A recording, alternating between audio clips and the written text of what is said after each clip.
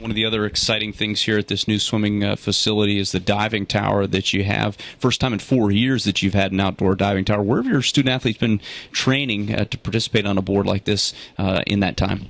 Well, unfortunately, when Stoltz did shut down, it impacted our divers more than us. We moved into the Leach Center, the rec center, so that at least we had water space for the divers. They could dive the 1 and 3 meter springboard, but they had to get in a van, and Coach Pat Jeffrey had to drive all the way to Moultrie for them to do practice platform diving. So, it's about 130 miles round trip, and those dedicated few got in the van and drove up to Moultrie, drove back twice a week. So it was hard and difficult, but they did okay. But they're more than excited now that they've just got this on campus, and we're excited for the future. There's an element inside of that deep diving well that many people may not ever get to see, but it's great for the training of your divers. Tell us a little bit about the bubble and how that's used by Coach Jeffrey. Well, one of the great things is that he had the foresight to ask for this up front. At major world-class facilities, they have a compressor, which is over in the pump room. It's sort of hooked up to the bottom of the diving well, and you have outlets at 17 feet down.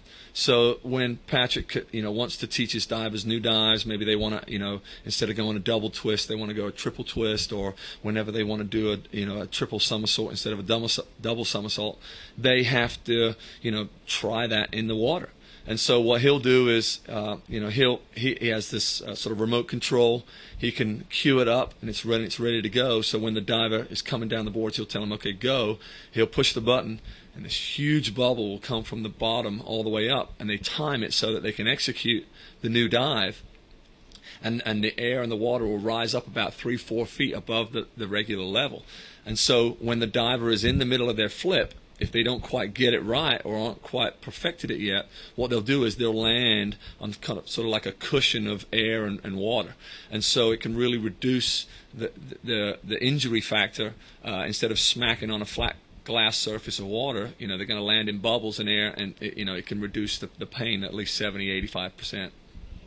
Coach, taking into account your success in the pool and this team over the last couple of years, have you noticed an immediate impact on recruiting by having this new facility?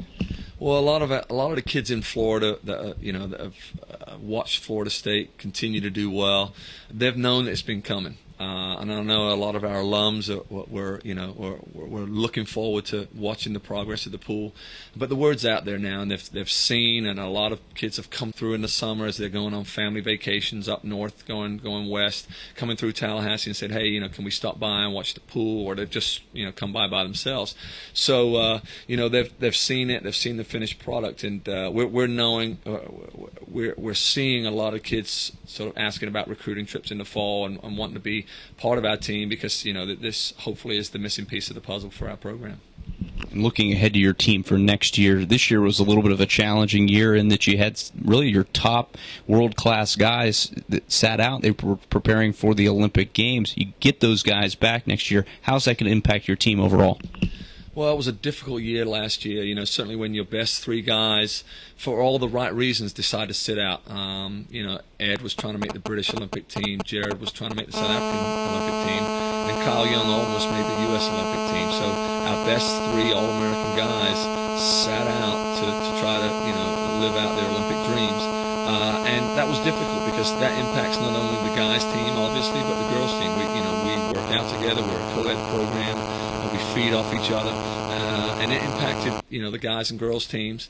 But the seniors did a good job last year of leading the team. I think we surprised a lot of people. We were down 4 or 5 guys and several girls throughout the year, and it really sort of impacted us. But our freshmen and our youngsters came through. So we're really excited about the return of those 3 seniors, coupled with our new guys coming in and the returners that have had a great spring and summer. I think we're going to really surprise a few teams this year.